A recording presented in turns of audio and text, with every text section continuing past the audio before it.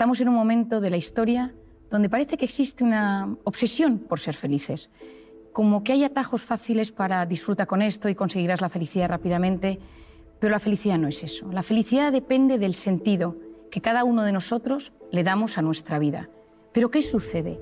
Que en una sociedad que ha perdido el sentido, en una sociedad que en muchas ocasiones ha perdido el rumbo, hemos sustituido el sentido de la vida por sensaciones. Esas sensaciones pueden ser masajes, comida, alcohol, redes sociales. No todo tiene por qué ser malo, pero es autodestructivo cuando sustituye el verdadero sentido de la vida.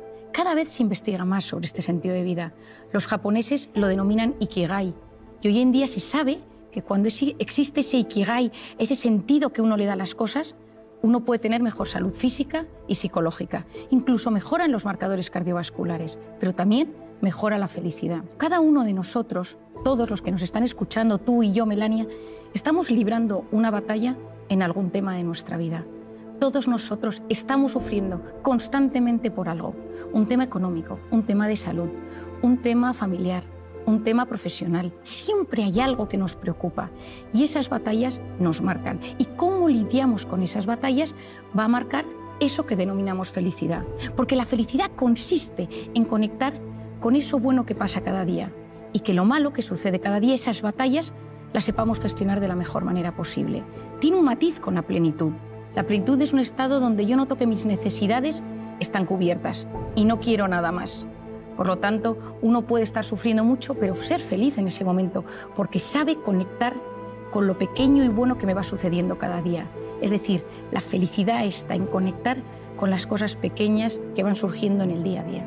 Te he leído en varias ocasiones que muchas veces el antídoto para el sufrimiento es el amor.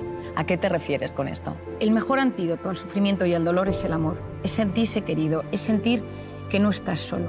Esa sensación de soledad no buscada, esa soledad involuntaria, es una sensación terrible para la psique, para la mente y para el corazón. Y por eso en muchas ocasiones, cuando uno está solo, tener a alguien, una persona vitamina, una persona que te apoye, una persona que te escucha, que no te juzga, que te entiende, a que le cuentas algo y automáticamente te hace sentirte mejor. Que da igual que haga un año que no la veas, que sabes que con esa persona las cosas son mucho más sencillas, ¿no? Esa sencillez en las relaciones humanas que tanto ansiamos. ¿El amor a quién? Bueno, el amor a uno mismo.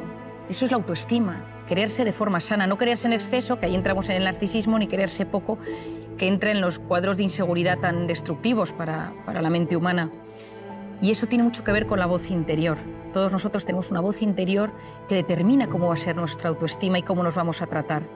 Lo segundo es el amor de pareja. El amor de pareja nos hace ser valientes. Ya lo decía Platón, no existe nadie tan cobarde que el amor lo transforme en alguien valiente. Yo creo que estoy segura de que todos conocemos a alguien que de repente se ha enamorado y se transforma.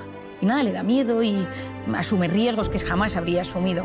El amor de pareja es impresionante y cuando uno tiene ese amor de pareja, cuando uno se siente querido, esa sensación de confianza, hasta mejora, sabemos hoy en día, el sistema inmune, tienes mejor salud física y psicológica. El tercero es el amor a los demás, la cooperación, la solidaridad, el amor a tus padres, a tus amigos, a tus hermanos, incluso a la gente de tu trabajo. Cuando uno está en armonía con las personas de su entorno, es capaz de mitigar los efectos que el estrés puede producir en él. Si tú vives ansioso o preocupado por algo, un tema económico, pero te sientes querido, el estrés que eso te produce es mucho menor. Luego tenemos el amor a las creencias y a los ideales. En las ideas se tienen, en las creencias se está, decía Ortega y Gasset. Cuando crees en algo y amas tus creencias, tienes fuerza, tienes fortaleza y superas casi todo. Y finalmente, el amor a los recuerdos. Yo creo que quizá de todos los amores es el que me parece más diferente y por eso siempre me encanta hablar de él. Hace unos años, Susumu Tonewaka, Premio Nobel de Medicina, descubrió que cuando una persona recuerda algo con intensidad, el recuerdo de esa imagen, que es placentera, activa los mismos mecanismos en el cerebro que cuando esto sucedía en la realidad. Esto es mágico. Cuando uno está angustiado, y esto muchas técnicas de relajación, cuando uno trabaja con MDRs o con técnicas que ayudan a mejorar los estados de angustia, el traer a la imagen, a traer a la mente imágenes placenteras, recuerdos de personas donde había amor, donde te sentías querido, donde te sentías agradecido, de repente produce efectos bioquímicos en el propio organismo. Por lo tanto, ese amor, cuando inunda nuestra mente, nuestro organismo, nos ayuda también a ser mejores con los demás, a convertirnos en personas que no juzgamos, que empatizamos, que somos cariñosos, que buscamos intereses comunes. Yo soy muy de decir a la gente que busque intereses comunes con los demás, que pregunte a los demás cómo se siente. Y cuando le ha preguntado cómo se siente, que recuerde esos datos. Porque esto lo he aprendido de mi padre. Mi padre se acuerda de todas las cosas y él lleva en su agenda del teléfono los teléfonos de todo el mundo. Pero al lado tiene puesto, su padre tiene artritis, su mujer tiene un Alzheimer, su hijo ha tenido un fracaso escolar. Y así cuando alguna vez llama a alguien, siempre busca ese punto en común. Hoy en día vamos tan acelerados con nuestras preocupaciones y nuestros pensamientos que nos cuesta prestar atención a las preocupaciones de los demás. Por lo tanto, el amor, efectivamente, Melania, yo creo que todos lo sabemos, pero el amor es uno de los mejores antídotos a los momentos malos. Marian, me gustaría que nos contaras cómo afectan las emociones y los pensamientos al organismo. Y por otro lado, ¿qué nos sucede cuando nos preocupamos por algo constantemente? Bueno, yo creo, Melania, que este es de los temas más apasionantes y probablemente de los que más me gusta hablar. Cuando yo estudié medicina, yo vengo de una familia de psiquiatras. Mi abuelo era psiquiatra, mi padre es psiquiatra, tengo una tía psiquiatra, un primo psiquiatra y tengo mi hermana es psicóloga. Es decir, vivo rodeado de personas que trabajan y estudian el mundo de la mente y del comportamiento. Pero me costaba, mientras yo estudiaba mis apuntes y mi carrera de medicina, ver que faltaba siempre el punto emocional a las enfermedades. Yo creo que todos somos conscientes que estás nervioso y tienes taquicardias, tienes un examen y de repente pues tienes la tripa un poco más revuelta o de repente se te duerme el párpado. Es decir, hay síntomas físicos que tienen que ver con las emociones. Pero ¿dónde estaba el núcleo? ¿Dónde se unía la mente y el cuerpo? Empecé a leer, empecé a investigar, empecé a tratar muchísimos pacientes y llegué como a una conclusión fácil de explicar y didáctica para que todo el mundo, allá donde esté, en cualquier parte del mundo, lo pueda entender y aplicar a su propia vida. Imagínate, Melania, tú y yo estamos aquí y de repente empiezan aquí a sonar las alarmas y alguien grita fuego. Automáticamente tú y yo nos levantamos y nos ponemos nerviosas y empieza a latirnos el corazón. ¿Por qué? Porque esa señal de alerta, de amenaza, ha activado un lugar en nuestro cerebro, el hipotálamo, que lanza una señal a las glándulas suprarrenales y se activan dos hormonas, la adrenalina, conocida por todos, y el cortisol. Y automáticamente, ¿qué sucede? Que mi cerebro busca mecanismos de supervivencia, que son la lucha y la huida. Y empezamos con taquicardia, corazón me late, para llevar la sangre a los tejidos y poder luchar o correr, que es lo que hace falta. Luego empieza la taquipnea, que es esa necesidad de meter más oxígeno en el cuerpo para que mis músculos y mis células tengan más oxígeno y poder luchar. La glucosa se moviliza, las grasas se empiezan a movilizar y en este momento yo ya no puedo razonar porque estoy en un momento de alerta y la corteza prefrontal, que es la que se encarga de reflexionar, de pensar, de buscar soluciones a los problemas, de repente ya no me deja pensar tan bien. Es como que me pierdo el hilo de lo que te estoy contando. El hipocampo, que es la zona de los recuerdos y donde almacenamos los datos, es hipersensible al cortisol y por lo tanto nos falla la memoria y tenemos como lagunas en lo que queremos hablar. Ese pico de cortisol va a tardar varias horas en volver a su estado original. ¿Por qué es esto tan importante, Mel? Porque ese estado de cortisol que se eleva, ese estado de cortisol va a cambiar nuestro organismo. El cortisol es una hormona cíclica. Por las noches es baja y tiene que ser bajita para que yo pueda dormir. Y a lo largo de la noche sube hasta las 8 de la mañana, más o menos, que tiene su pico más alto. Y a las 8 de la mañana vuelve a bajar para hacer frente a los desafíos del día a día. Pero ¿qué pasa si vivo preocupado por algo constantemente? Aquí entra una de las ideas más importantes que te voy a transmitir hoy. Y es que mi mente y mi cuerpo no distinguen una amenaza real de una imaginaria. Ante algo físico real que me sucede, la alarma, que me atraquen por la calle, que me llamen para decirme que mi hijo está enfermo, que me digan que mi padre está ingresado, esa activación del cerebro por algo real se produce de forma muy similar si yo estoy sentado en mi trabajo, en mi casa y empiezo a pensar, ¿y si mi hijo está en las drogas? ¿Y si no llego a fin de mes? ¿Y si me atracan por la calle? El 90% de las cosas que nos preocupan nunca jamás suceden. De hecho, es el 91,4%. Pero mi mente y mi cuerpo lo viven como si fuera real. Es decir, tanto lo que me sucede como lo que me preocupa tiene un impacto directo en mi mente. Y esto es clave. Porque si más del 90% de las cosas que nos preocupan no suceden, eso lo que va a significar es que yo voy a inducir en mi organismo un estado de alerta mantenido. Lo que yo denomino, de forma sencilla, una intoxicación de cortisol. Y empiezo a inducir a mi organismo a entrar en lo que denominamos el sistema nervioso simpático, que es ese estado de alerta donde se segrega cortisol. Y esa intoxicación de cortisol va a generar cambios a 3 niveles en mi organismo. A nivel físico, se me cae el pelo. ¿Por qué se me cae el pelo? Porque cuando uno está en un estado de alerta, en un estado de amenaza, es como si estuviéramos en las trincheras. Y entonces el organismo lo que busca es que los recursos del organismo se utilicen de la mejor manera posible. Entonces, si tú estás en guerra, si tú estás en una batalla, si te persiguen por la calle, pues el pelo no es un organismo primario para hacer frente a ese desafío. Y por lo tanto, de repente, empiezas a perder pelo. El cortisol inhibe la correcta recuperación del folículo piloso o de los fibroblastos en la piel y por lo tanto aparecen las temidas arrugas, las manchas, la piel cambia de color. Por otro lado, empiezas a sentir sensación de opresión en el pecho constante, falta de aire, te cuesta respirar, tienes problemas a nivel gastrointestinal, que ahora explicaré con más detalle, la musculatura la tienes tensa porque vives siempre a punto de salir corriendo o a punto de luchar. Y entonces, si de repente haces un movimiento un poco extraño, puede ser que tengas una contractura o que te quedes en el sitio o que notes que te duele todo el cuerpo, cuerpo pesado, cuerpo que te cuesta mover, te notas como más rígido. Esto a nivel físico, pero también el cortisol altera el funcionamiento de los estrógenos, de la progesterona o de la testosterona. Cuando uno conoce cómo funciona esta hormona, sabe que uno cuando vive intoxicado de cortisol, en el cuerpo suceden muchos temas. Pero hay uno clave, Melania, que te quiero explicar, y es que el estado de estrés mantenido lo que va a hacer es modificar el sistema inmunológico. Y para mí aquí está la clave. En un momento de estrés puntual, el cortisol actúa como antiinflamatorio. Pero cuando el organismo vive constantemente en un estado de estrés crónico, lo que sucede es que se disocia el sistema inmunológico, la inflamación, el cortisol y el cuerpo, y lo que sucede es que nos empezamos a inflamar. Gastritis, gastroenteritis, amigdalitis, colon irritable, dermatitis, es decir, entra una inflamación latente, ligera, leve en el organismo, que es muy peligrosa.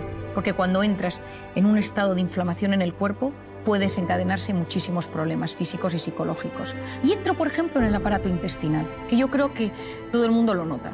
Hoy en día sabemos que es el segundo cerebro. ¿Por qué? Porque está rodeado de una potente red neuronal y tiene un impacto directo. Lo que pienso, lo que siento, tiene su impacto en el organismo. Quien no tiene un examen de una cita romántica, una cita de trabajo y sabe que sus tripillas ese día le mandan una señal de que algo está pasando. Al lado de los intestinos, ahí están las arterias y las venas, por donde lo que yo voy comiendo, lo bueno, se va a ir por allí para nutrir a todo mi organismo. Y dentro del intestino, dentro de la luz, están las vellosidades intestinales, por donde se absorben los nutrientes, y la famosa microbiota, clave. Hoy en día es uno de los grandes temas que estamos estudiando con más profundidad. Yo soy una gran apasionada de la microbiota. Es el conjunto de bacterias, de microorganismos buenos y malos, que ayudan a que ese equilibrio sea bueno para la absorción de nutrientes, para integrar las sustancias dentro del organismo. Hoy en día es clave, pero sabemos que los estados de estrés mantenidos por ese famoso cortisol o por lo que comemos va a modificar la microbiota. ¿Y cuál es el problema de esto? Que a través de esas heridas entran cosas entre comillas, dentro de la sangre que no deberían entrar. Es decir, el filtro, la permeabilidad intestinal está dañada y entran cosas en la sangre que no deberían entrar y que son tóxicas para el organismo, y hoy en día sabemos que están en la causa de algunas enfermedades neurológicas o neurodegenerativas. Pero por otro lado, estás fermentando, estás con la microbiota alterada y eso lo que genera es gas y tienes esos hinchazones abdominales y esos gases tan molestos. Es decir, algunas veces cuando las personas me preguntan ¿cómo sé si estoy inflamado? Yo le digo, mírate las encías, porque es un gran... si uno se lava los dientes y nota la sangre, o mira si, por ejemplo, tienes la tripa hinchada, o cómo te sienta lo que comes. Y te vas a dar cuenta si ahí tienes ese estado de inflamación. A nivel psicológico, lo primero que me sucede es que estoy irritable. Saltas a la mínima. Estás en un estado de alerta y estás mucho más vulnerable y mucho más susceptible. Lo segundo que te sucede es que no duermes bien. Llegas a la noche, como tienes ese estado de alerta elevado, lo que te sucede es que te metes en la cama y empiezas a darle vueltas a las cosas y empiezas a girar en la cama y no te duermes. A veces del agotamiento consigues caer rendido en la cama, pero te levantas a las 3 o a las 4 de la mañana con una sensación de preocupación, con algo que te inquieta y no te deja dormir. Y en otras ocasiones duermes del tirón, pero te levantas con sensación de agotamiento, porque ese estado de alerta impide que llegues al sueño profundo. Y por lo tanto, aunque hayas dormido las horas que necesitas, tu cuerpo no se siente descansado del todo. Y luego, en muchas ocasiones, te puedes poner triste. Y esta es otra idea importantísima, Mel, que te quiero transmitir hoy. Muchas depresiones provienen de estados de alerta permanentes. Y aquí lo voy a puntualizar. Cuando tú tienes un momento de muchísima tensión, de muchísimo trabajo, donde has estado muy preocupado por algo, de un reto, de un desafío, tienes algo en mente, fisiológicamente, cuando eso termine, tu organismo se va a ver afectado y tu mente va a estar un poco triste, un poco apática. Yo me acuerdo cuando mi marido terminó y aprobó sus oposiciones, su preparador me dijo, a mí lo que más me sorprende de los que se preparan a las oposiciones es que aprueban o suspendan, los meses siguientes están tristes, están como apagados. ¿Por qué es eso? Porque fisiológicamente, cuando el cerebro ha estado luchando contra algo mucho tiempo y eso termina, de repente está triste, está apagado, está apático. Es decir, cuando uno conoce, cuando uno entiende todo esto, comprender es aliviar. Y cuando uno comprende por lo que pasa su mente, uno se siente aliviado. Porque si no, lo que sucede es que uno es esclavo de síntomas físicos, psicológicos, y va como perdido por la vida. Y poder llegar a unir la mente y el cuerpo y entender que somos lo que pensamos en muchas ocasiones, que ese pensamiento me lleva a una emoción, que esa emoción tiene su impacto en el cuerpo, me va a ayudar muchísimo para poder desarticular esa intoxicación de cortisol y esos momentos de estrés mantenidos. Con el ritmo de vida tan acelerado que llevamos, constantemente vivimos situaciones de estrés, de miedo, de frustración y que, como bien dices, si no se canalizan o se atajan correctamente, pueden derivar en depresiones, ansiedades. ¿Cómo podemos prevenir y gestionar de manera saludable estos estados? Bueno, yo una de las cosas que más recomiendo a todo el mundo, a jóvenes, estudiantes, a más mayores, a gente adulta, estés donde estés, trabajes en lo que trabajes, es que tengas unas nociones básicas de cómo funcionas tú como ser individual y cómo funciona la mente humana y el organismo humano en general. Y que hagas como una unión y digas, esto es lo que me pasa a mí. Si tú eres de los que tienes problemas de espalda, tienes que saber que tus momentos de estrés, la espalda es la que te va a mandar señal de aviso. Si de repente eres de los que tienes visión borrosa o de los que tiendes a tener cambios en la piel o de los que te cambia el aparato intestinal o de los que somatizas a nivel neurológico y te tiembla el párpado o se te duermen las manos, vas a entender mucho mejor el funcionamiento de tu cuerpo y de tu organismo. Lo primero es conciencia de uno mismo. ¿Quién soy yo? ¿Cómo es mi forma de ser? ¿Soy tímido? ¿Soy sensible? ¿Soy impulsivo? ¿Soy obsesivo? ¿Soy perfeccionista? ¿Le doy muchas vueltas a todo? ¿Soy desconfiado? ¿Soy dependiente de la opinión de los demás? ¿Soy inseguro? Y a nivel psicológico, quizás soy de los que tengo ansiedad o ataques de pánico o me pongo triste. Y hacer como un pequeño diagnóstico de uno mismo. Para mí esto es clave. ¿Cuáles son los factores que me estresan? ¿Cuáles son los factores que me ponen en modo alerta? ¿Cuáles son los factores que me meten en el sistema nervioso simpático, en ese cortisol del que hemos hablado? Pueden ser personas, cosas, recuerdos, momentos, circunstancias, pero cuando uno conoce cuáles son sus factores de estrés, vas a ver cómo se transforma tu personalidad ante el estrés. Por ejemplo, el sensible, cuando está bajo un factor de estrés, se convierte en una persona muy vulnerable. Ahora estoy bien, ahora estoy mal, ahora estoy bien, ahora lloro, ahora estoy angustiado, ahora vuelvo a estar bien. El tímido, cuando está bajo factores de estrés, se bloquea. El impulsivo, bajo factores de estrés, es más agresivo. El que le da vueltas a las cosas, bajo factores de estrés, es más obsesivo y entra en pensamientos en bucle. El perfeccionista, cuando está estresado, tiene una sensación de insatisfacción vital, porque nada está a la altura de lo que quiere. Cuando uno se comprende, se siente aliviado. Entonces, cuando me preguntas qué nos puede ayudar, hacer este esquema. Yo a todos mis pacientes les hago este esquema. ¿Cómo eres tú? ¿Cuáles son tus factores de estrés? ¿Y en qué se transforma esto? Cuando entiendes tu cuerpo, cuando entiendes tu personalidad, es mucho más fácil hacer frente.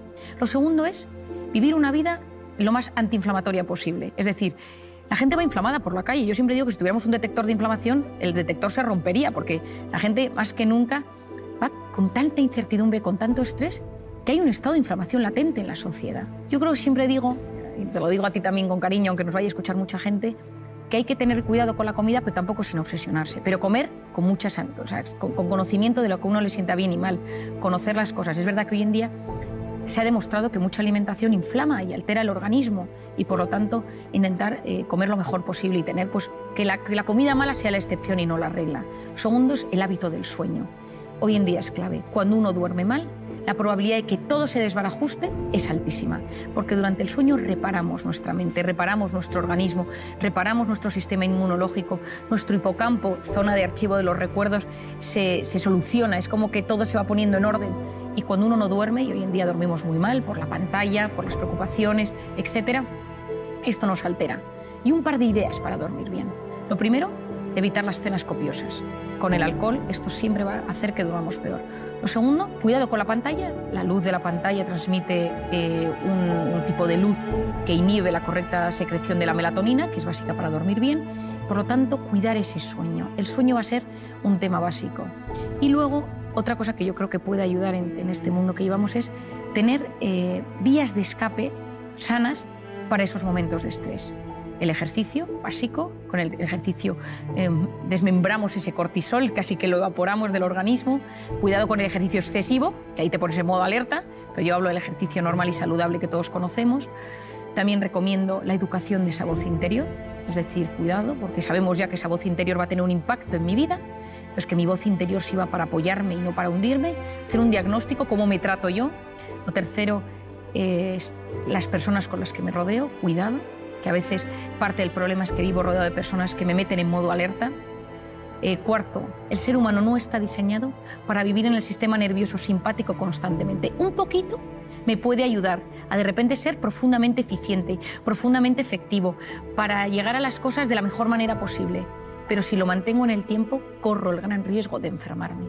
Por eso lo importante es salir de vez en cuando de ese modo alerta, de ese sistema nervioso simpático, al parasimpático, al de la meditación, el de la relajación, el de la respiración, la conexión con uno mismo, conexión con los demás, conexión con lo grande, con la trascendencia. Porque cuando soy capaz de desconectar del modo alerta para conectar con el modo relajación o con el modo parasimpático, recupero mi organismo, recupero mi mente, recupero mis habilidades, incluso recupero mi sistema inmunológico para volver a hacer frente a los desafíos que me van surgiendo en el día a día. Supongo que somos muchos los que tenemos una gran curiosidad por el funcionamiento del cerebro y a mí me gustaría que nos contaras alguno de sus procesos para entrenarlo y que nos ayude a mejorar nuestra calidad de vida. En el cerebro pasan muchas cosas, ¿no? Y entonces la gente viene y cuando viene a consulta te pregunta, ¿no, María, me ha pasado esto? ¿Por qué? ¿A qué se debe? ¿No? Y cuando se lo explicas, oye, hay una sensación de alivio, ¿no? Esto tiene un sentido, no es que me estoy volviendo loco, no es que mi cabeza o soy un tipo raro. Y entonces cuando a la gente le explicas que hay cosas que son, no digo que comunes, pero sí frecuentes o que tienen una explicación neurocientífica, te sientes mucho más aliviado. La suerte que tenemos es que hoy en día la mente y el cerebro se está investigando cada vez más y hay una búsqueda de respuestas. El cerebro es el gran desconocido, pero vamos entrando, aprendiendo, gestionando y es alucinante. A mí me encanta estar lo más al día que puedo de todo lo que va sucediendo y cada vez que algo nuevo se descubre, pues te llenas en un mundo apasionante que en mi caso particular siempre pienso, y esto a ver cómo se explica a la gente, ¿no? Porque es todo a veces tan difícil de entender porque la mente... Pero bueno, yo te contaría cosas, ¿no? Pienso, por ejemplo, en el famoso secuestro de la amígdala, que muchas veces la gente me pregunta de qué se trata. El secuestro de la amígdala es una respuesta automática de la mente ante algo que sucede y tienes una reacción desproporcionada. Y es como que la amígdala en ese momento tiene una comunicación con el hipocampo, que es donde están los recuerdos. Y la amígdala es donde está la emoción, la ansiedad, la angustia, donde reaccionamos. Y ese canal de comunicación tiene que ser lo más sano posible. Entonces, si de repente hay un recuerdo que no se ha quedado bien archivado, si de repente vuelves a algo relacionado con ese recuerdo no bien archivado en tu hipocampo, la reacción en la amígdala va a ser fortísima. Entonces mucha gente puede decir escuchando esto, pues a mí esto me pasa con una persona o con un animal o con el miedo a volar o con cosas que de repente me pongo malo, o con los hijos. A veces uno tiene reacciones de secuestro de amígdala en la educación de los hijos porque se enfada muchísimo ante alguna actuación que ve en ellos y reacciona de forma desproporcionada. Entonces, bueno, primero, como siempre explico, es ser consciente de que uno le pasa esto, ¿no? E intentar ver cómo cortocircuitar ese bucle explosivo que tiene en su mente. Todos nosotros nos pasan acontecimientos diariamente y unos de repente nos afectan muchísimo y otros muy poco. Tu hijo puede llegar un día a casa, haber suspendido todas las asignaturas y que ese día a ti ya te hayan subido el sueldo y te parece que lo de las asignaturas, bueno, pues mira, ya probará. Si ese día te han bajado el sueldo o has perdido el trabajo, encima que hayas suspendido las asignaturas, pues puede generar en ti una reacción muy negativa contra tu hijo. Es decir, la vida no es lo que es. Hay cosas que, lógicamente, son más o menos realistas, pero lo importante es la interpretación que hacemos de lo que nos sucede. Y todos nosotros interpretamos la vida de una y otra manera, dependiendo de una serie de factores. Lo voy a dividir en tres. El primero es el sistema de creencias. Todos nosotros tenemos unas ideas prefijadas sobre cómo debe ser la vida, cómo quiero que me traten, cómo quiero que se gobierne el mundo. Es decir, a nivel ético, a nivel moral, a nivel político, a nivel personal, a nivel económico. Yo quiero vivir en este tipo de casa, yo quiero que mis jefes me traten así, yo quiero que mi pareja me trate de esta manera, yo quiero que mis hijos sean así, yo quiero... O sea, tenemos unas expectativas, unas aspiraciones personales, profesionales, tanto nuestras, de nuestro entorno, pero también de cómo debe ser gestionada la vida. O O sea, hay palabras, personas, personajes, políticos que, dichos, generan automáticamente una reacción. Y eso es el sistema de creencias. Hasta el más tolerante tiene un sistema de creencias limitante. ¿Por qué? Porque muchas veces queremos que nuestros hijos sean ingenieros, médicos, y de repente te viene un hijo, estoy pensando en una paciente que tengo, que le dijo que quería ser pianista, toda la familia son ingenieros, y la madre no lo entendía, dejó de hablarle porque para ella era un drama, pero su hijo tenía un don para el piano, pero ella no lo podía percibir, ella no lo veía. ¿Por qué? Porque su sistema de creencias era que todo lo que no fuera ser ingeniero era un problema, porque venían de no sé cuántas generaciones de ingenieros en la familia. Y el tema del piano le parecía que era una cosa que no tenía ni pies ni cabeza. Muchas veces hay que romper nuestro sistema de creencias. Yo creo que lo más importante es conocerlo. ¿Cuál es el mío? Y todos tenemos un sistema de creencias que hace que las cosas que nos cuenten o que nos sucedan las vamos a interpretar de una u otra manera según ese sistema de creencias. Y es lo más difícil de cambiar. Cuando uno piensa en algún tema de alguna manera, a veces no se puede modificar. Y es como darse contra un muro. Porque yo puedo tener delante un paciente que noto que es un sistema de creencias limitante, acepta a tu hijo, acepta este tema en ti, acepta tu pasado, acepta que esto pase en tu trabajo. No quiero, me niego. Y muchas veces esa resistencia al cambio es lo que impide que disfrutemos de la vida. Por otro lado tenemos el estado de ánimo. Si uno está contento, la interpretación de las cosas es mucho mayor. Yo recuerdo siempre cuando ganó España el Mundial de Fútbol con el gol de Andrés Iniesta, ¿no? Que para mí, que es buen amigo, él y su mujer Ana, son buenos amigos míos, y yo lo recuerdo como uno de los momentos pletóricos a nivel... Me encanta el fútbol, me encantó, ¿no? Y entonces recuerdo que al día siguiente en el hospital todo el mundo estaba contento, la gente se saludaba, la gente por la calle, la gente iba pues, dando al claxon por la calle, había una sensación de jolgorio por las calles, ¿no? Estado de ánimo, de felicidad, de bienestar, por una alegría. Pero vayamos a lo serio. Ese estado de ánimo va a determinar nuestra interpretación de las cosas. ¿Y de qué depende ese estado de ánimo? Depende de cómo durmamos. Lo hemos explicado ya, pero depende de cómo durmamos. Depende de las circunstancias. No es lo mismo vivir en plena pandemia que vivir en un momento donde no había ningún problema de virus alrededor. Por otro lado, la personalidad. La interpretación de las cosas, si tú eres profundamente sensible, eso va a afectar a tu estado de ánimo. Si tú eres profundamente desconfiado, eso va a afectar a tu estado de ánimo y, por tanto, a tu interpretación de las cosas. Y a veces en esta vida, si lo que quieres es ser un poco más feliz, esa felicidad de la que estamos hablando, a veces lo que tienes es que ir a ver esa cosa de tu forma de ser, que es tu talón de Aquiles y que te impide disfrutar del día a día. Si eres de los que se queja, si eres de los que vas de víctima, trabajar la personalidad, porque eso automáticamente mejora tu estado de ánimo y eso automáticamente mejora tu interpretación de las cosas. Y finalmente, lo que se denomina el sistema reticular activador ascendente. Tiene un nombre terrible, pero tiene una función mágica.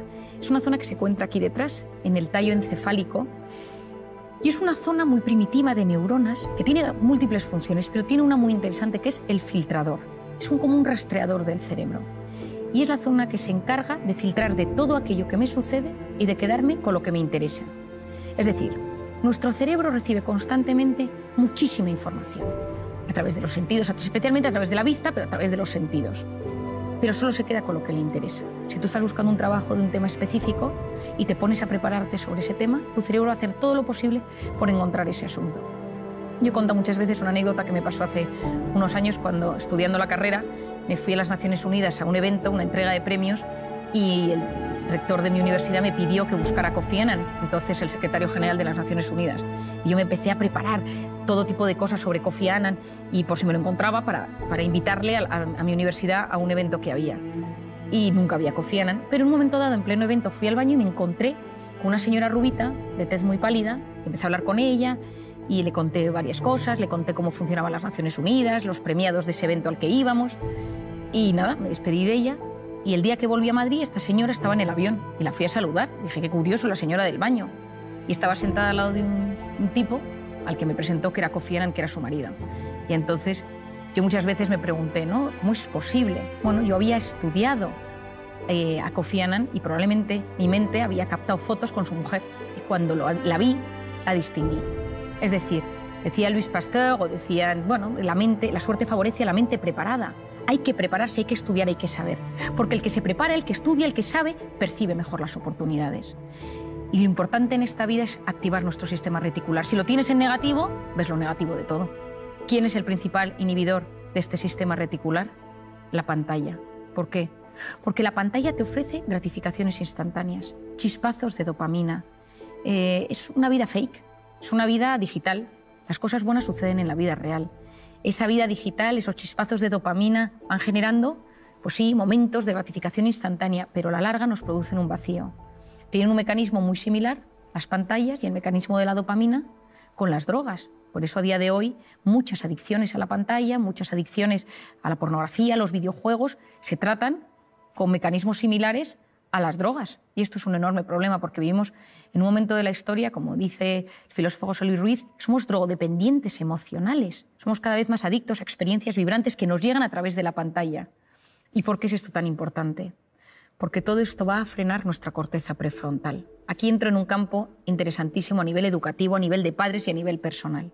La corteza prefrontal, que ya hemos hablado de ella en varios momentos, es una zona fundamental para la atención, la concentración, la resolución de problemas y el control de impulsos. Es la zona que nos hace ser seres superiores, que nos ayuda a prestar atención a lo que queremos, a estar quietos en un sitio y escuchar, a estar en una pastelería, yo que soy muy dulcera, y no comerte los bombones mientras te los están sirviendo, sino que controlas esos impulsos, te gestionas por dentro. La corteza prefrontal es una zona profundamente inmadura cuando un bebé nace. Cuando un bebé nace, esta zona está completamente inmadura y se va evolucionando a medida que pasan los años, madura antes en las mujeres que en los hombres. Las niñas maduran antes esa atención y esa concentración que los chicos. Esto es muy importante en el ámbito educativo. Los chicos están a 4.000 cosas todavía y las niñas ya son mucho más concienciudas desde que son más pequeñas. ¿Con qué se estimula la corteza prefrontal de un bebé? Con 3 cosas: luz, sonido y movimiento. ¿Quién no ha visto a su bebé que de repente ve pasar a su padre o ve una luz que se enciende o una musiquita y va girando la cabeza? ¿Qué es lo que queremos nosotros para ese niño? Que a medida que se vaya haciendo mayor, este niño también preste atención a objetos inmóviles, a un profesor que le habla, a un adulto que le habla, a un amigo que le está contando una historia, que esté quieto en la salita de espera del médico, que sea capaz de leer un libro quieto. Es decir, que esa corteza prefrontal vaya madurando y no solo se active la atención con la luz, con el sonido y con el movimiento, sino también pues de repente conecte con una puesta de sol, con un cuadro, con una música, etcétera, ¿no? Es decir, con cosas distintas. Pero si tú a ese niño le pones una pantalla desde que es muy pequeño, ¿qué es la pantalla? Luz, sonido y movimiento. Lo que sucede es que su atención se va a ver estimulada por una herramienta externa, que es ese dispositivo. Y el cerebro funciona con un mecanismo que se denomina use it or lose it. O lo usas o lo pierdes. Si nosotros utilizamos solamente Wikipedia para encontrar datos, lo que sucede es que nuestro hipocampo, zona de la memoria, cada vez va a funcionar peor. Si uno usa Google Maps o Waze para orientarse siempre, pues cada vez nos orientaremos peor. Cuanta menos actuación tenga nuestro cerebro per se, peor va a funcionar en esa herramienta estrictamente particular.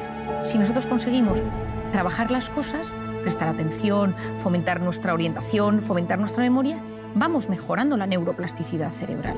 Es decir, estamos en un momento donde la neuroplasticidad cerebral, que es la capacidad de generar nuevas neuronas. Yo cuando estudié medicina, las neuronas que teníamos eran las que teníamos y no había forma de generar más. Hoy en día sabemos que la ilusión, tener ilusión en la vida, consigue que se produzca una migración de neuronas hasta el hipocampo, que es la zona del aprendizaje.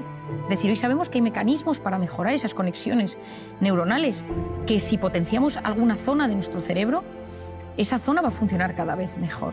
Pues en el tema de la atención, yo creo que a día de hoy, que nos encontramos en un momento de la historia donde hay una crisis de la atención, la gente no sabe prestar atención por muchos factores, porque vivimos hiperestimulados, porque no nos da tiempo, porque es una cosa y otra cosa y otra cosa, porque te tomas un caramelo y ese caramelo tiene 4 sabores distintos, vas a un sitio y pasan 74 cosas, entonces no conectas sensorialmente con algo puntual, sino que todo son múltiples emociones y sensaciones, y todo ello con la pantalla de por medio. Esa pantalla que lo que me va haciendo es que la corteza prefrontal cada vez me funciona peor, porque está diseñado para aliviar.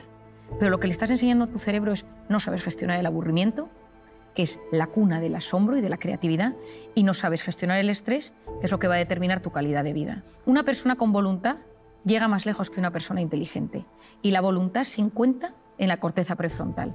Entonces, ¿qué recomiendo yo para fortalecer la corteza prefrontal? La voluntad es la capacidad de posponer la recompensa. Y hoy en día estamos en un momento donde lo quiero todo y ahora, y quiero sentir ahora, y quiero la gratificación instantánea ahora. Es decir, en vez de que yo lo quiero todo ahora, comida, lo que necesito, yo fortalezco mi voluntad poniéndome pequeños retos. Esta semana no como esto. esta semana no voy a ver esta serie, solo voy a ver un capítulo, no voy a comprarme nada aquí, no me voy a meter más que tantos minutos en Instagram. Es decir, me voy educando mi corteza prefrontal, voy educando mi voluntad y soy capaz de llegar mucho más lejos en la vida. ¿Y eso qué me va a ayudar? Uno, que cuando me aburro y dejo que mi mente se vaya y que vaya y venga y tal, ningún gran descubridor llegó a sus resultados y a sus conclusiones en un momento frenético. Nunca.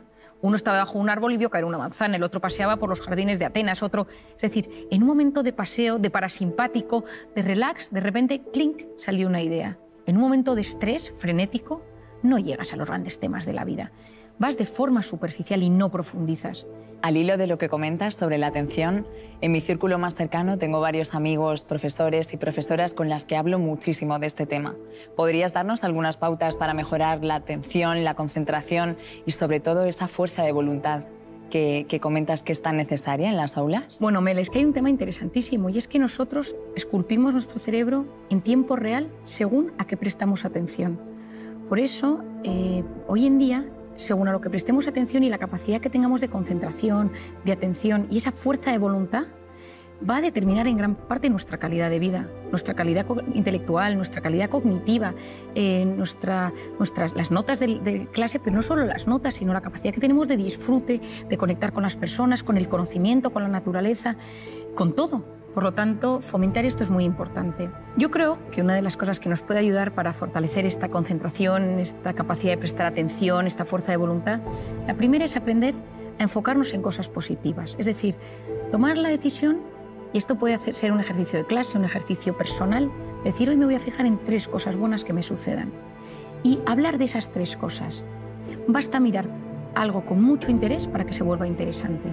Y una cosa que puede ser una cosa muy pequeña, que estás en la calle, te sientas en un banco, ves a alguien pasar, estás en clase, te fijas en un compañero, en la profesora o en el profesor, en algo que te están comentando, y eso lo trabajas y lo hablas y lo piensas y lo meditas e incluso lo escribes, eso te puede ayudar a fortalecer tu atención. Otra cosa es saborear. Saborear desde los sentidos. A veces estamos aturdidos de tanta hiperestimulación. Entonces, de repente, comer algo y decir, esto sabe, ¿no? Y si hay una mezcla, pues esto aquí hay tomate, aquí hay queso, aquí hay macarrones, aquí hay guisantes. Es decir, ¿a qué saben las comidas? El frenar ese aturdimiento para, de repente, saborear los sentidos en los niños es algo mágico. De repente decir, silencio, ¿qué escucháis? Un coche de bomberos, un coche de policía, una música, una melodía, el grito de alguien. Eso ayuda a que los sentidos tomen más importancia y yo frene todo para enfocarme en algo particular. Y cuando uno consigue enfocarse en algo particular, está fortaleciendo su capacidad de prestar atención. Enseñar a los niños a discriminar, a saber dónde está el bien y el mal, a saber dar pilares seguros de criterio. Porque si no, te metes en Internet y no sabes dónde está lo bueno y lo malo. No sabes dónde te están engañando y dónde no. Hay un momento que te llega tanto al teléfono que cada día es una noticia, yo todo lo que llega lo compruebo. Hay veces que hay cosas tan surrealistas que digo, esto seguro que es mentira y de repente te das cuenta que es verdad. Pero sé buscar si está bien o está mal. Yo creo que el aula tendría que ser ahora mismo un lugar donde enseñar a buscar si está bien o está mal, para profundizar, para filtrar de todo lo que nos llega lo que realmente vale la pena y no aturdir a esa corteza prefrontal que llega un momento donde no es capaz de leer un libro, no es capaz de enterarse de una conversación. Había un hábito que se hacía en mi casa y es que todos los domingos leíamos todos antes de comer, sentados en el salón de casa con música clásica. Y mi padre, cada uno según la edad que tenía, todos leíamos. Y era algo que fortalecía nuestra lectura. A mí me parece importantísimo volver a la lectura. La lectura es a la mente lo que el ejercicio físico es al cuerpo. Hay que leer y yo recomiendo leer en papel, porque no leemos igual en papel que leemos en pantalla. En papel leemos con más profundidad y ya lo sabemos hoy en día.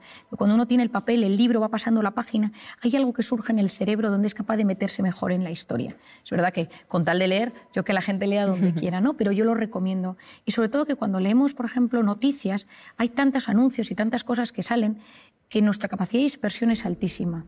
Y esa famosa multitarea, de la que tanto nos han hablado, no es tal. Es una alternancia continuada de la atención.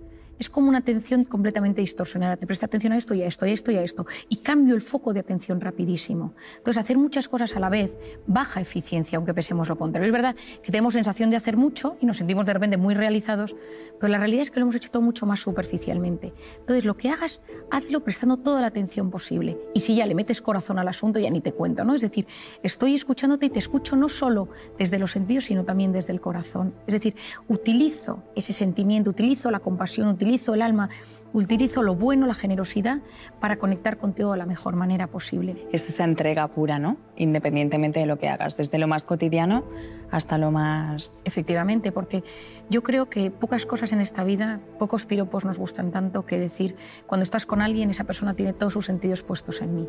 Es decir, hay algo especial que surge, que se transforma, que aparece cuando estás con alguien y que notas que el mundo se para y solo le importa lo tuyo. Yo en mi consulta, por ejemplo, no tengo puesto un ordenador, yo escribo en papel, porque necesito que la persona que tengo delante no note que haya ningún disruptor, que no haya absolutamente nada que nos rompa. Yo lo escribo todo en las hojas y lo guardo en hojas, porque cuando estoy con esa persona necesito que sepa, que se dé cuenta que solo la escucho a ella. Por eso muchas veces tengamos cuidado. Cuando estemos con nuestros hijos, dejemos el teléfono, mirémosles a los ojos, incluso agáchate y ponte a su tamaño. ¿Cuántas veces oigo, y mis propios hijos te lo dicen, que es más importante el teléfono que yo? Por eso, cuando llegues a casa, quita el teléfono, mételo en el bolsillo, en la mochila, en el bolso, donde sea. Las dos manos abiertas para abrazar, para conectar. Y presta atención a quien tengas delante, sea tu marido, sea tu padre, sea quien sea. Pero si entras con el teléfono en la mano, ya has generado un disruptor.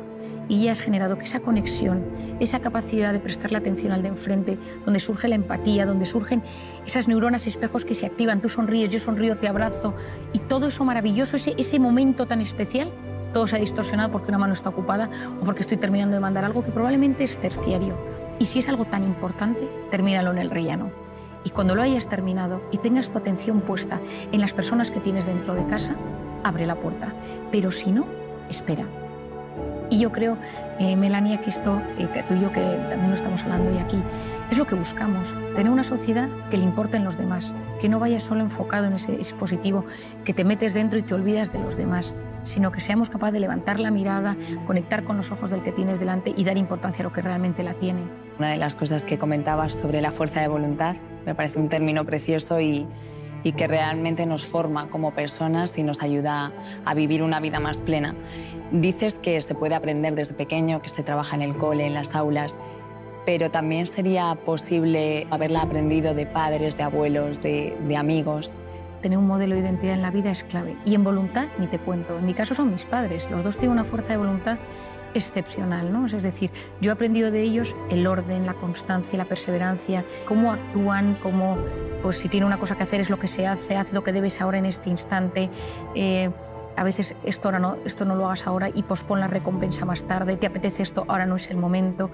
Y cuando tú eso lo ves en tus padres, es mucho más fácil que tú lo hagas como hijo. No podemos pretender que nuestros hijos hagan cosas que nosotros no hacemos.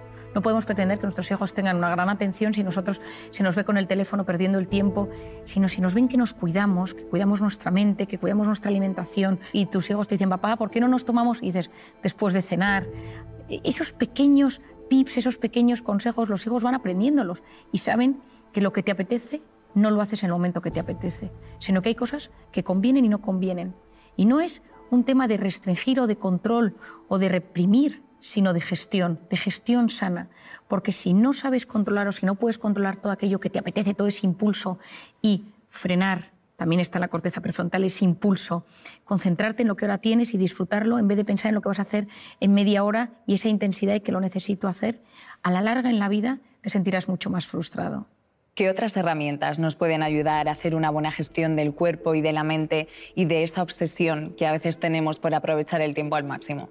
Bueno, yo creo que hay una obsesión, efectivamente, como tú bien dices, de aprovechar el tiempo, el famoso FOMO, que ahora se habla tanto, que es lo que se denomina el fear of missing out, el miedo a perderme algo, ¿no? Entonces, constantemente me meto, veo si ha pasado algo a nivel mundial, personal, familiar, me meto en los chats, me meto en los portales de noticias, con un miedo constante, ¿no? Y hoy en día, ese mundo digital, nos hemos visto inmersos en un estado de alerta constante, ¿no? Yo recomiendo muchísimo quitarse las notificaciones de la pantalla. Soy yo quien domino el dispositivo, soy yo quien domino las alertas, no las alertas a mí. Porque siempre va a pasar algo, siempre hay algo.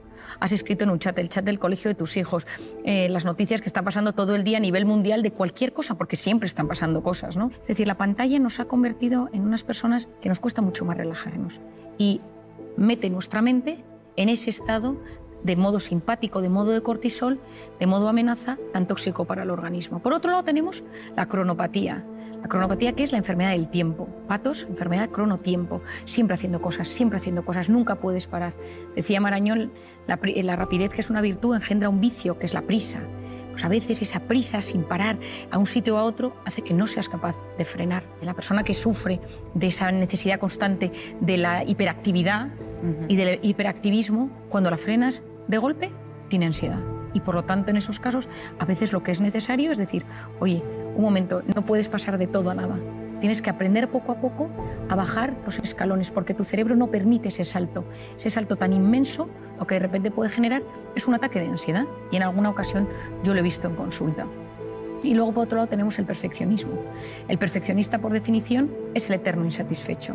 Siempre está inquieto, alerta, porque hay defectos en todo lo de su entorno. Esto podría estar mejor, esto se podría hacer de esta manera, mi tesis doctoral, mi trabajo, mi casa, el orden, la ropa, los niños. Y eso, a la larga, genera una insatisfacción vital, porque la vida tiene un componente muy grande de imperfección. Cuando uno es muy perfeccionista, esto puede desarrollarse en trastornos obsesivos compulsivos, y conocer el impacto que esto tiene en la salud va a ser muy importante. Entonces, ese estado de alerta mantenido, tanto por la cronopatía, por el FOMO, por el tema digital, por el perfeccionismo, por la necesidad de hacer cosas constantemente en este mundo tan frenético en el que nos ha tocado vivir, apasionante, pero frenético en el que nos ha tocado vivir, tenemos herramientas. Algunas ya las hemos ido hablando durante este rato de conversación, pero me gustaría puntualizar otras.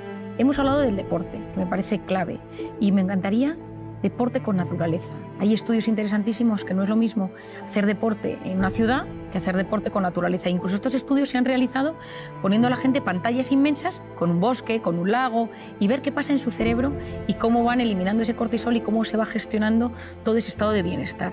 Se sabe hoy en día que cuando uno consigue hacer deporte en la playa, en la montaña, en la naturaleza, se relaja mucho más. Hay una parte de uno mismo que en la naturaleza conecta mucho mejor y entra en ese modo parasimpático mucho mejor que en un gimnasio.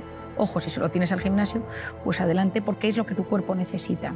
Por otro lado, me parece fundamental todo el tema de aprender a conocer nuestro cuerpo y conocer cómo va somatizando mi cuerpo.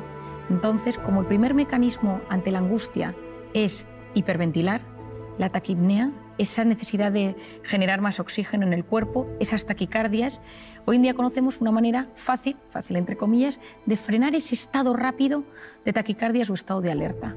¿Por qué? Porque, como hemos hablado al principio, cuando yo noto una amenaza, lo primero que sucede es que mis pulmones y mi corazón cambian su forma de latir. De repente meto bocanadas de aire mucho mayores, tengo respiración mucho más entrecortada y superficial, pero lo que sucede es que entra más oxígeno del que debería, y todo el cambio del oxígeno y el CO2 en mi cerebro va a generar desde esa visión borrosa, los hormigueos, esa sensación de malestar tan conocida. Es decir, ese estado físico de tantísimo malestar en un primer momento tiene mucho que ver con ese oxígeno y con ese CO2 que sale y entra de forma disruptiva en mi organismo. Por lo tanto, si en ese momento uno aprende a respirar de forma profunda y con conciencia, es capaz de generar un estado de calma dentro de sí. Y esto tiene mucho que ver con varios músculos de mi cuerpo, entre ellos el diafragma, que es el encargado de que todo esto suceda. Cuando yo respiro profundamente y mantengo la respiración unos segundos y luego la saco con profundidad, y ya si soy capaz de ponerle un pensamiento positivo, yo siempre digo de pensar en alguien a quien quieres mucho o un pensamiento de agradecimiento, de repente al cabo de unos minutos mi cuerpo funciona mejor. Al final no deja de ser un movimiento físico donde nosotros vamos trabajando diferentes tipos de respiración, mantener la respiración, que al principio cuesta, pero como un hábito, incluso para dormir por las noches. Yo a muchas personas, cuando no consiguen descansar, les digo que hagan alguna técnica de respiración antes de dormir, y cómo su organismo consiguen ponerse en ese estado de calma, bajando al sistema nervioso parasimpático. Yo recuerdo en una ocasión estaba en un avión y una señora oí por detrás que tenía mucho miedo a volar y que gritaba, y a otro lado decía, pero que respire. Y le decía, no, si lo que pasa es que estoy respirando demasiado, ¿no? Bueno, me acuerdo que acudí detrás del avión a ayudar a esta señora a respirar pero era incapaz, ¿no? Se le había ido de las manos y ya estaba en un ataque de ansiedad dentro del avión. Pero cuando fuimos relajándola poco a poco, el hecho de esa respiración profunda y consciente ayudó a que pudiera volar y que pudiera aguantar todo el vuelo. Y hoy en día conocemos el tema del mindfulness o la atención plena.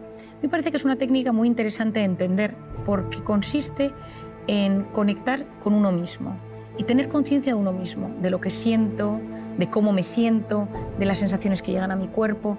Es decir, hay veces que la gente lo confunde con una forma de meditar, porque todo este asunto está muy en boga hoy en día, ¿no?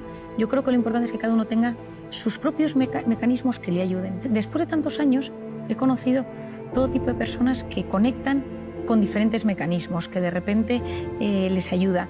Y lo que se sabe es que las personas que son capaces de frenar para conectar con uno mismo, con un pensamiento, decirme algo agradable que me ayude a no ser mi peor enemigo, a no hacerme autoboicot, mientras dejo pasar ese cúmulo de pensamientos negativos, ayuda muchísimo. Eso sí, medites, respires, hagas mindfulness, hay dos cosas que van a ayudar a que esto fructifique mejor. Y son dos herramientas, que es la aceptación y el abandono. Esa aceptación a que yo no lo puedo controlar todo.